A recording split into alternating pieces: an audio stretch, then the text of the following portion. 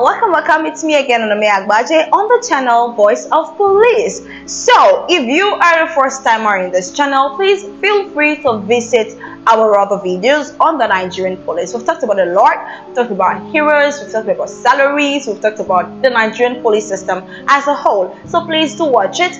Today, I'm going to do a continuation of my previous episode where I talked about the salaries of the Nigerian police. So I'm going to be talking about the allowances that comes along with these salaries of the Nigerian police. So stay with me on this video. Law enforcement plays a fundamental role in ensuring the safety and stability of any society. The Nigerian police force, like many other police forces around the world, is tasked with the difficult responsibility of maintaining law and order, often in challenging and high-risk situations. As we look at the issue of police allowances, it's important to take a balanced view. On one hand, adequate compensation can be seen as essential for motivating officers and ensuring that they are able to carry out their duties effectively. On the other hand, there are budgetary and policy considerations that influences how resources are allocated.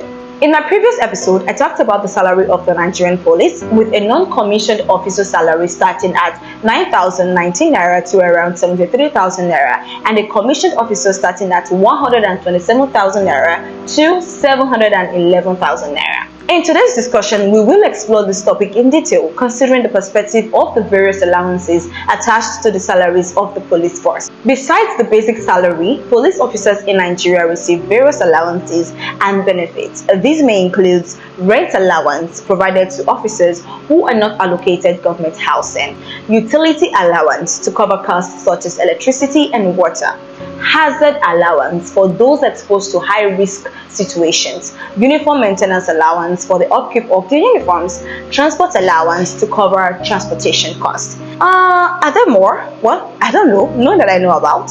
Can we say these allowances cut out as the best options for our Nigerian police officers? I mean, in terms of complementing their salaries, and also at what level does these allowances start to take effect? Is it at the commissioned level or the non-commissioned level? Well, that I don't know right now, but I believe we're going to do this research together, and I am going to come back to tell us when these allowances start as a police officer. I mean, if it's for a commissioned officer or for a non-commissioned officer. So stay tuned for that episode. Thank you so much once again. It's Onome Agbaje on the channel, on the Voice of Police. Till next time, stay inspired.